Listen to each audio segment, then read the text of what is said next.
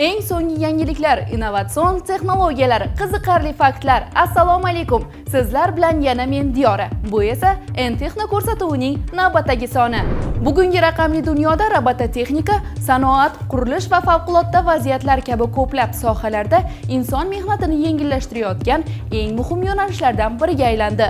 Ayniqsa xavfli hududlarda inson o'rniga masofadan boshqariladigan robotlardan foydalanish dunyo amaliyotida tobora kengaymoqda. Ana shunday istiqbolli ishlanmalar ustida ishlayotgan yosh ixtirochilardan biri Said Qahhor Said Muxtorovdir. 4 yildan buyon robototexnika yo'nalishida tahsil olayotgan yosh ixtirochimiz hozir bizni robot chayon loyihasi bilan tanishtiradi. Robot chayon bu insonlarni og'irini yengil qilib beradi. Insonlar ko'tara olmaydigan og'ir yuklarni bu oson ko'tara oladi. Buni biz avtonom telefon orqali boshqaramiz. Bu robotimizga biz servomotor, motor, Arduino va driver joylashtirganmiz. Loyihamiz tugatilgan, hozirda sotuvda bor. Bu robotimizni hozir ishlatib ko'rsataman.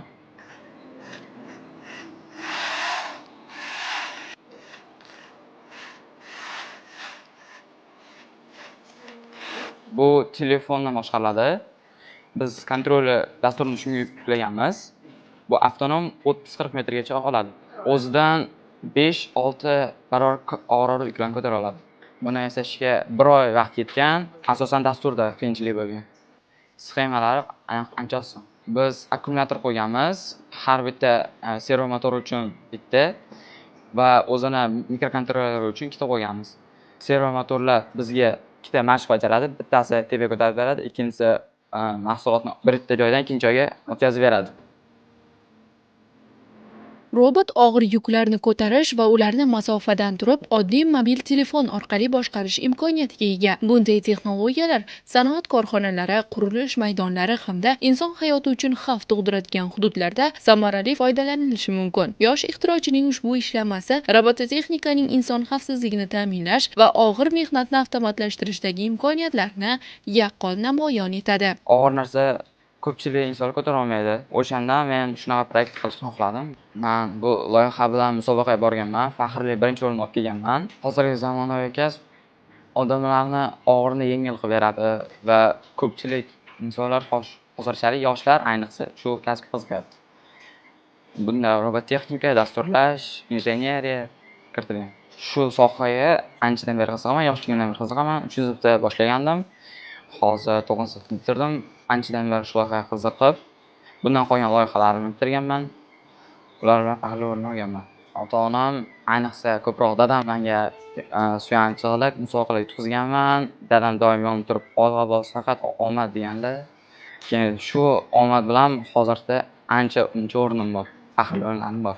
Ota-onam ancha meni qo'llab-quvvatlashadi, shu yo'nalishni kelajagini manzur ko'rishadi.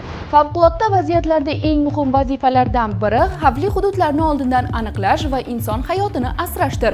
Bugungi kunda sun'iy intellekt va robototexnika aynan shu yo'nalishda keng qo'llanilmoqda. 2 yildan buyon robototexnika bilan shug'ullanayotgan Azizbek Husniddinov ham xavfli hududlarni aniqlashga mo'ljallangan aqlli qurilma ustida ishlamoqda.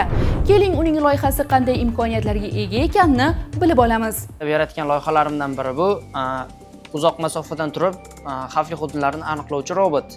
Bu robot inson hayotini saqlab qolishga yordam beradi. Buni telefondan turib boshqarsangiz bo'ladi. Ko'pchilik hozirda ko'ryapmiz, insonlar is gazidan vafot etyapti. Men shuni oldini olish uchun aqlli loyihamni qildim. Bu loyihamiz kameradan boshqariladi. Kamera telefonga ulangan bo'ladi.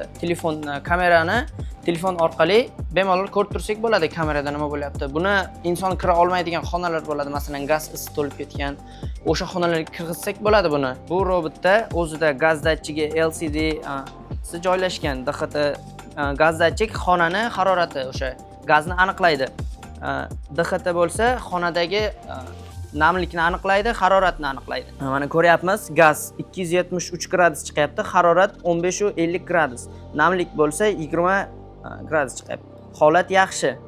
Hozir bunga agarda is gazini yaqinlashtiradigan bo'lsak, bizga ma'lumot beradi. Hozirda yashil chirog'i yonyapti, qizil chirog'i yonib bizga ma'lumot beradi. Gaz sensori va havo monitoring tizimi xavf signalini berdi. Xonadan chiqib, derazalarni oching va gazni o'chirishingiz kerak. Bizga bu o'zbek tilida ma'lumot beradi hamda odamni ogohlantiradi. Hamda ekranida ma'lumot chiqadi LCDda. Diqqat, xona xavfli. Telefon bilan kamera bog'lanishi bu Wi-Fi orqali telefonga o'zining programmasi bor. Mana shu orqali boshqarsak bo'ladi. Gaz sensori va havo monitoring Mazkur qurilma turli sensorlar yordamida atrof muhitni kuzatadi va xavf yuzaga kelgan holatlarda operatorni ogohlantiradi. Kelgusida ushbu texnologiyadan favqulodda vaziyatlar, sanoat korxonalari hamda qutqaruv xizmatlari faoliyatida foydalanish imkoniyati mavjud. Bugungi kunda dunyoning rivojlangan mamlakatlarida xavfsizlik tizimlari tobora robotlashtirilmoqda, ya'ni avtomatlashtirilmoqda. Yosh dasturchining ishlanmasi ham ana shu yo'nalishdagi mahalliy innovatsion yechimlardan biri sifatida e'tibor qozonmoqda. Ko'pchilik is gazidan vafot etyapti. Keyin men qila olmayman, shuni oldini oladigan deb keyin qildim. Bunga ustozim ham qarashib yubordilar. 3 hafta ichida qildik. Kechadagi qurilmalarga 300 mingdan 500 minggacha bo'lgan mablag' ketadi. Qo'l mehnatiga ketgan bunga 600 ming, 650 ming so'm atrofida sotmoqchiman buni. Loyihamning ahamiyati odamlar ko'pchilik xonaga kirganda is gazini sezmasdan svetni, chiroqni yoqib yuborishi mumkin. Meni loyiham shuni oldini oladi. Mana shunday robotlarni yasashni sizlarga ham maslahat beraman. Bular insonlarga yordam beradi va qulaylik yaratib beradi. Dunyoning ko'plab mamlakatlarida yong'inlarni bartaraf etishda dron texnologiyalaridan foydalanish yo'lga qo'yilmoqda. Chunki ular inson kirishi qiyin bo'lgan hududlarga tez yetib borib, xavfni kamaytirishga xizmat qiladi. 5 yildan buyon robototexnika bilan shug'ullanayotgan Humoyun Baxtiyorov ham ana shunday zamonaviy texnologiyani yaratishga muvaffaq bo'ldi. Uning o't o'chirish droni qisqa vaqt ichida yong'inni bartaraf etishga yordam beradi. Xo'sh, qanday uskuna ekan deysizmi? Bu savolga javobni dasturchimizni o'zidan tinglaymiz.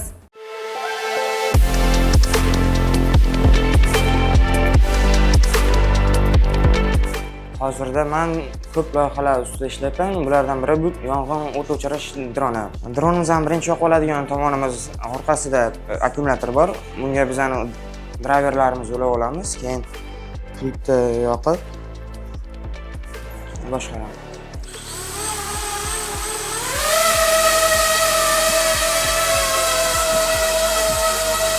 Bu tegida o't o'chiruvchi moslamasi turadi. Havoga chiqqanda o'zi yong'inga boradi va o't o'chiruvchi vosita bilan olovni bartaraf etadi. To'rtga bo'lingan qirali narsalar bu propeller hisoblanadi. Tegida motorlar turibdi, ustida driver, signal yetkazib beruvchi moslamamiz turibdi. Misol uchun, dron xavfliroq joyga kelganda propellerimiz aylanayotgan vaziyatda yonga teganda propeller tegmaydi va bu dron sog' holatda turadi. Bu himoya vazifasini bajaradi. Bu tegidagi oyoqlari havoga ko'tarilish uchun katta yordam beradi. Agar bu oyoq yo'q bo'lganda bu ko'tarilishi noqulay bo'lib qolardi-da, ko'tarilganda oldi yerga tegib qolardi-da, parralar sinib ketardi. Bu ko'tarilishga yordam beruvchi oyoq hisoblanadi.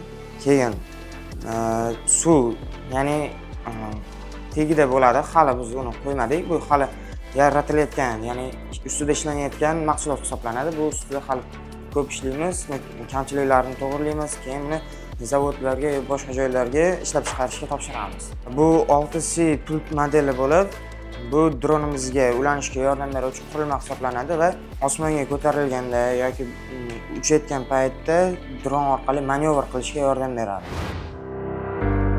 Bugungi kunda dunyoning ko'plab davlatlarida dronlar nafaqat suratga olish, balki favqulodda vaziyatlarni bartaraf etishda ham qo'llanilmoqda. Humoyun Baxtiyorov yaratgan o't o'chirish droni shunday innovatsion ishlanmalardan biridir. Qurilma 1,5 kilogrammgacha suv olib ko'tarib, 10 daqiqa ichida yong'in o'chirish jarayonida ishtirok etishi mumkin. 5 yildan buyon robototexnika yo'nalishida izlanayotgan yosh ixtirochi ushbu loyiha orqali inson hayoti xavf ostida bo'lgan vaziyatlarda tezkor yordam ko'rsatishni maqsad qilgan. Kelgusida bunday dronlarni yanada katta hajmdagi suv sig'imi hamda sun'iy intellekt elementlari bilan boyitish imkoniyati mavjud. Ko'p dronlar RC dronlar hisoblanadi. Ular kichkina bo'ladi-da, ko'p yuk ko'tara olmaydi. Bu qolgan dronlarga qaraganda kattaroq dron hisoblanib, ko'proq yuk ko'tarish xususiyatiga ega va yaxshiroq ucha oladi, boshqarish osonroq yangi boshlovchilar uchun. Bu 1,5 kilolik o't o'chirish asbobini ko'tara oladi va ancha masofagacha uchib, uni 10 daqiqalarda bartaraf eta oladi. Buni kelajakda hali kattaroq variantlarini yasash niyatimiz bor. Hozircha bu model ko'rinishida. O'xshamay qolgan paytlari ham bo'lgan, avariya bo'lgan paytlari ham bo'lgan. Boshqa loyihalarimiz avariya bo'lib, umuman yurmay qolgan, tutab ketgan paytlari ham bo'lgan. Keyinchalik bu o'sha yong'inga xavfsizlik choralarini ko'rdik, boshqa kamchiliklarni to'g'riladik. Hozir unday xatolar qaytib bo'lmayapti, kamayib ketgan. Hozirda ancha yaxshilangan. Ko'pincha men dronlarni to'ylarda ko'rardim-da. O'shanga dronni uchganini ko'rib, manevr qilganini ko'rib, havoda chiroyli harakatlanganini ko'rganda, o'zim mana shunaqa uchiraman, mana shunaqa boshqaraman, yasayman degan g'oya kelib qolgan. O'shanga mana hozir yasayapmiz. Yo'l harakati xavfsizligini ta'minlashda zamonaviy texnologiyalar tobora muhim o'rin egallamoqda. Ayniqsa maktablar yaqinidagi piyodalar o'tish joylarida aqlli qurilmalar bolalar xavfsizligini oshirishga xizmat qilmoqda. Ixtirochilar tomonidan yaratilgan svetofor robot ham aynan shu maqsadga xizmat qiladi. Eng qizig'i, ushbu qurilmaning dastlabki namunalari allaqachon amaliyotga joriy etilib, boshqa viloyatlarga ham yetkazib berilgan. Endi esa loyiha mualliflari bilan suhbatlashamiz. Assalomu alaykum, men svetofor robotman. Meni va mazkur o'quv markaziga yasagan men piyodalar otish joyida foydalanishadi. Bu svetofor robotimiz o'quvchilar bilan birga ishlab chiqqanmiz. Asosiy muammo nimada bo'lgan? Maktablarda, kollejlarda, bog'chalarda, yo'l yonida yo'l harakat ishtirokchilarini tartibga solish bo'lgan. Ya'ni agar GAI xodimi yetib kelmaydigan bo'lsa, bizda robot svetoforimiz boradi, shu yerda yo'l ishtirokchi harakatini tartibga soladi.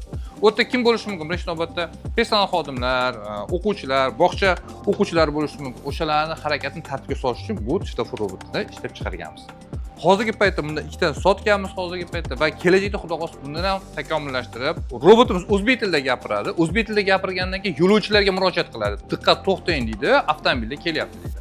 Avtomobillar o'tib ketgandan keyin avtomobilga ishora, to'xtash ishorasini beradi. To'xtang deb yo'lovchilarni o'tkazib yuboradi. Yo'lovchilar o'tib ketgandan keyin haydovchilarga ishora beradi. Haydovchilar yuringlar deb haydovchiga ishora berib, haydovchilarning harakatini tartibga soladi. Agar bunga kamera qo'yiladigan bo'lsa, kamera ham qo'shimcha funksiya vazifasini bajaradi. Yo'l harakati agar kimdir bo'ysunmaydigan, robotimizga bo'ysunmaydigan bo'lsa, o'shani tasvirga olib uzatish mumkin. Bu asosan vaqtga qo'yib ishlaydi. O'zi svetoforlarimiz e'tibor beradigan ma'lum bir vaqt 30 sekunddan keyin o'chib yonadidek ogohlantiradi. 30 sekund yonib o'tgandan keyin sariq o'tadi, sariq bir marta yoqib o'tadi, keyin yashilga o'tadi. Algoritm qo'yilgan, vaqt bo'yicha hammasi hisoblab o'tkazaveradi. Ichida ishlayveramiz. Yo'l harakati xavfsizligini ta'minlash bugungi kunning dolzarb masalalaridan biridir. Ayniqsa maktablar yaqinidagi piyodalar o'tish joylarida bolalar xavfsizligini ta'minlash zamonaviy texnologiyalarni talab etadi. Shu maqsadda yaratilgan svetofor robot o'zbek tilida ovozli buyruqlar orqali avvalo haydovchilarni, so'ng piyodalarni harakatga chorlaydi. Innovatsion texnologiyalar eng avvalo inson xavfsizligiga xizmat qilgandagina o'zining haqiqiy qiymatini namoyon etadi. Svetofor robot ana shunday amaliy loyihalardan biri bo'lib, kelgusida aqlli shahar infratuzilmasining muhim qismiga aylanishi kutilmoqda. O'quvchilardan asosiy qilgan vazifam bu yerda konstruksiyani birgalikda yasaganmiz, ya'ni konstruksiya mana shu ko'rinishda keltirganmiz o'quvchilardan birgalikda dasturga o'zim yordam berganman. Dasturlash, ulanishi, sxemasi barchasini o'zimiz qilib chiqamiz. O'zimizning mahsulot hisoblanadi. Harakat, ikkita qo'li ham harakat qiladi, bosh harakat qiladi, mana bu yerda LED yonadi. O'zbek tilida gapiradi, mana shu robot. Hozirgi svetoforlarga e'tibor beradigan bo'lsak, agar harakat bo'lsa, bo'lmasa ham ishlab yotibdi.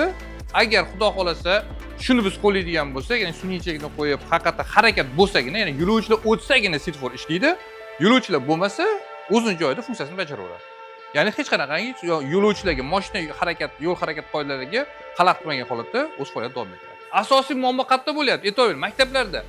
Odam shu holatda ko'payyapti, to'g'rimi? Maktablar oldida, yo'l, mana shu yo'l yoqasidagi maktablar, bog'chalar, kollejlar oldida mana shu holatda bo'lyaptiki, ya'ni agar bo'ysunmagan holatda bo'lyapti yoki bo'lmasam odam urib yuborish holatlari ko'payyapti. Mana shu holatlarni oldini olish uchun mana shu robotni o'zimiz ishlab chiqarganmiz.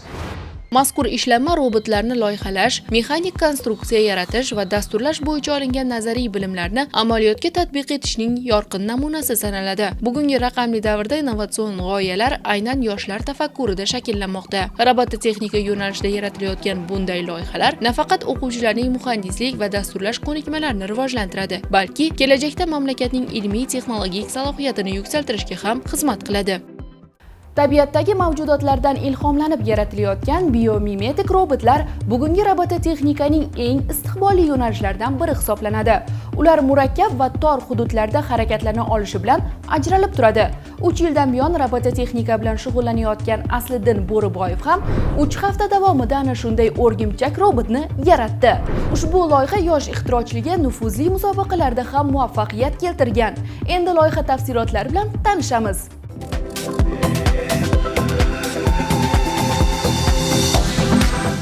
Bu robotimiz avtonom ishlaydi. Asosiy boshqa o'rgimchak robotdan ustunlik tomonlarimiz bizda muvozanat saqlash bo'ladi. Har bitta oyoqda 3 tadan servo motor mavjud. Jami bo'lib 12 ta servo ishlatilgan bu o'rgimchak robotimizga. Bu robotimizni harakatlantirish uchun bizga 2 ta akkumulyator kerak bo'ladi. Bu robotimizning asosiy qismlari mikrokontrollerlarni aytsam, Arduino Nano boshqaradi buni. Servolar sonini aytsam, bizga 12 ta ketgan. Mana ularni servo deganmiz. Har bitta oyog'ida 3 tadan joylashgan. O'sha Arduino nima vazifani bajaradi o'zi? Arduino bizga buyruq berishimizga yordam beradi. Biz buyruq beramiz, bu buyrug'imizni bajaradi. Servo motorlarimiz bu robotni harakatga keltiradi. Endi sizlarga bu robotni ishlatib ko'rsatmoqchiman. Bu robotimizni harakatlantirish uchun avval включателni yoqamiz.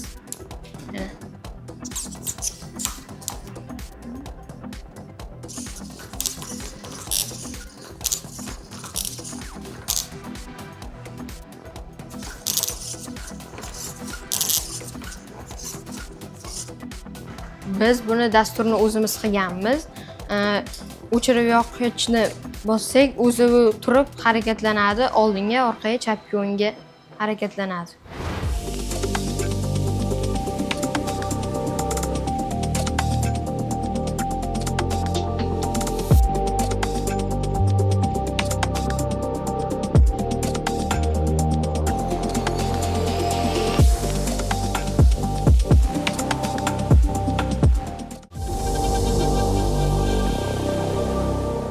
Bugungi kunda dunyo sanoati va muhandisligida 3D printer texnologiyasi eng istiqbolli yo'nalishlardan biri sifatida e'tirof etilmoqda.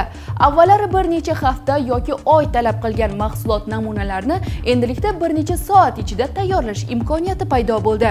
Ayniqsa robototexnika, tibbiyot, arxitektura va sanoat sohalarida 3D bosib chiqarish texnologiyasi ishlab chiqarish xarajatlarini kamaytirish, mahsulot sifatini oshirish hamda yangi g'oyalarni tezkor sinovdan o'tkazishda muhim ahamiyat kasb etmoqda. Bugungi qahramonlarimiz ana shunday zamonaviy texnologiyani amaliyotga tatbiq etib, yangi ishlanmalar ustida ishlar olib bormoqda. Bu apparatimiz, bu 3D printer hisoblanadi. Buning narxi 3,5 milliondan boshlanadidagi 5-6 million to'g'ri, undan kattaroqlari bor, hattoki $1000 $1,500 turadigan 3D printerlarimiz bor. Afzalligi 3 ta o'qda harakat qilinadi, X, Y va Z o'qlarida va o'zining mahsulotini to'xtovsiz ravishda tibsiz quyishi mumkin. Mana bu bizga filament kerak bo'ladi. Filament, pla o'zining mahsuloti bor, o'shani eritib, kerak jihozlarni mana shu holatda bizga tayyor holatga keltirib beradi. Elektr o'chib qolgan xuddi shu joydan keladidagi pauzada shu yerdan davom etib ketadi. G-kodi bor, o'sha G-kodni o'qidagi mahsulotni o'qib, mana shu holatga keltirib qo'yib beradi bizga. 3 ta o'q, e'tibor qiling, mana pastga o'q harakat qilyapti, ikkinchi va past bilan Z o'q harakat qilyapti. 3 ta o'q harakat qilib mahsulotni qo'yishyapti. Qo'limdagi mana bu sumo robotda dizaynni mana shu ko'rinishdagi hammasini o'zimiz chizganmiz, o'zimiz mana shu holatga keltirib, 3 ta printerimiz bor, o'sha 3 ta printerda chiqarib olamiz. Hozir e'tibor qiling, o'quvchilarimiz nima qilyapti? Birinchi navbatda mana o'quvchilarga e'tibor qiladigan bo'lsak, korpusni o'zimiz tayyorlab olishadi, o'lchamlarni qo'yishadi, balandligi, pasti, chuqurligi qanday bo'ladi, bu hammasini kompyuterlarga jarayon. Kuraga o'tkazishadi, undan keyin fleshkaga olib, fleshkada kompyuter chiqarishadi. Mana ikkinchi turtib, mana robofutbol. Hamma korpusi jarayoni robofutbol bo'ladimi yoki biron bir qurilmani korpusi har qanday ko'rinishda bo'ladigan bo'lsa, o'shalarni hammasini o'zimiz chiqaramiz. Mana bu gaz detektorimizni korpusini o'zimiz 3D printer loyihalaganmiz, o'zimiz chiqarib, mana shu holatga keltirib olganmiz. Va ikkinchi mana o'quvchimiz ishlayapti, mana masalan robofutbol korpusi. Robofutbol korpusi o'zimiz e'tiborga chizib, chuqurligini oldikda, to'g'rilab olamiz. Eng afzallik tomoni buyurtma qilishadi. Ya'ni ko'proq xaridorlar buyurtma qilish. Mana bu holatda robofutbollar mana bu tayyorlab berishimiz mumkin. Mana bu holatda robot sumolarni o'zimiz tayyorlab, mana shu berib qilishingiz mumkin bo'ladi. Mana bunaqa robot futbol. Bular o'zi bozorga chiqadigan robot futboldan hisoblanadi. Mana bu yangi ko'rinishdagi dizayndagi robot futboldan hisoblab, buni ham tayyorlab, mana shu holga keltirib, egasiga topshirishingiz mumkin, ya'ni sotish. Bu sotuvga chiqqan loyihalardan hisoblanib, bu ham sotuvga chiqqan o'tda robotimiz. Buni hamma jihozda kerakli qismlarni hammasini, mana kerakli qismlarni hammasi o'zimiz qo'yganmiz. O'lchamlari bu harakat qiladi. Buni ham xuddi shuni tayyorlab sotamiz. Bolalarimiz pechatga berib bo'lgandan keyin, mana pechatga ko'rib olgandan keyin, o'lchamlari to'g'ri kelgandan keyin, hammasi zo'r bo'lgandan keyin tekshiramiz. Haqiqatan to'g'ri kelgandan keyin o'zi fleshga olib, bu yerdan nima qiladi, printerda pechatda o'zi mahsulotni quyishni boshlaymiz. Mahsulotni katta kichikligiga qarab turib quyish jarayoni cho'zilishi mumkin. Bu kichigi bo'ladigan bo'lsa, 1,5 soat, 1 soatda kattaroq loyihalar bo'ladigan bo'lsa, mana bunaqa loyihalar 12 soat, mana bular 12 soatda 15 soatda quyiladigan detallarimiz ham bor albatta. Endi ko'proq biz nima qilamiz? Sotuvga ketadigan loyihalarimiz ko'proq 3D printerda chiqaramiz. Birinchi avval Fumixda tayyorlab olamiz. Biz Fumixda tayyorlab olganimizdan keyin mahsulot sotuvga ketdimi, ko'proq 3D printerda ishlab, o'zi nima qilib egasiga topshiramiz. Biz oldinlari bir necha oy ketgan bo'lsa loyihalar, hozir qisqaroq vaqt. Endi zo'r narsa, o'quvchim aytayapti, ustoz men yangi korpus o'ylab qoldim deydi. Zo'r korpus. Masalan, mana bu korpusni Abdumannob shogirdim. Men xayol zo'r korpus keldi, g'oya keldi, uni chizish kerak. Afzalligi hozir katta chizdi, loyihaladi, keyin uni kuraga o'tkazdik. Qisqa vaqtda ichida qanaqa 2 kun, 3 kunda mana shu qo'limizda mahsulotni qo'limizga olyapmiz. Xohlagan 3D printer yo 3 ta o'lchamlar bilan ishlashning afzalligi shundaki, siz xayolingizga kelgan zo'r o'lcham loyihangiz bo'lyapti, uni amalga oshirib, real hayotda, reallikda o'z mana shu qo'lingizga ushlashingiz mumkin. Mana bunday olib chiqarib olsa bo'ladi. Afzalligi ham hozirgi paytda shu. Robototexnika yo'nalishida faoliyat olib borayotgan yoshlar zamonaviy 3D printer yordamida robot korpuslari, ehtiyot qismlar hamda turli plastik detallarni tayyorlamoqda. Ushbu qurilma kompyuterda yaratilgan model asosida mahsulotni qatlamma-qatlam bosib chiqaradi. Natijada murakkab konstruksiyalar qisqa vaqt ichida yuqori aniqlik bilan tayyorlanadi.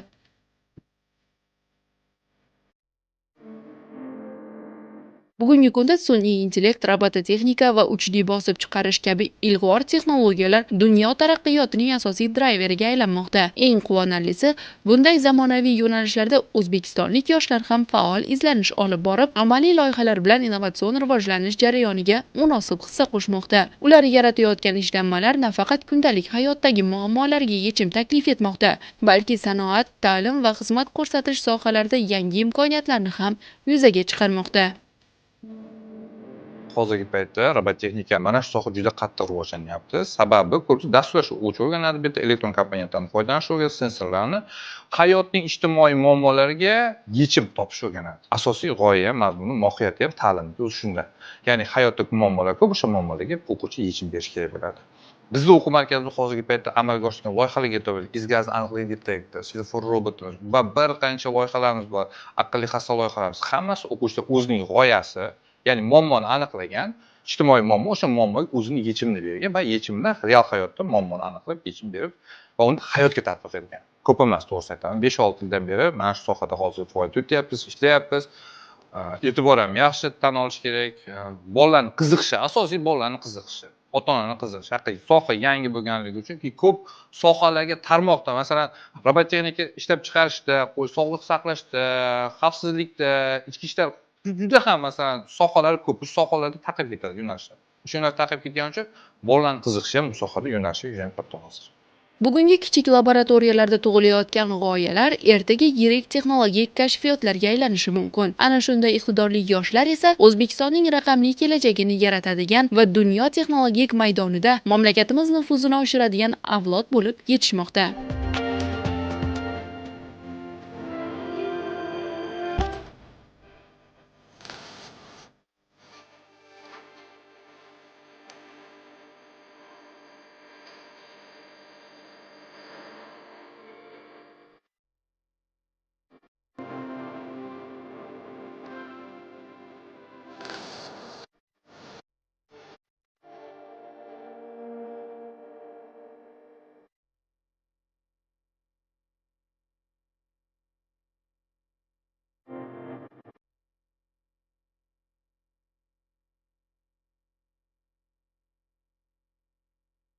Shu bilan N-Texno ko'rsatuvimizning bugungi soniga yakun yasaymiz.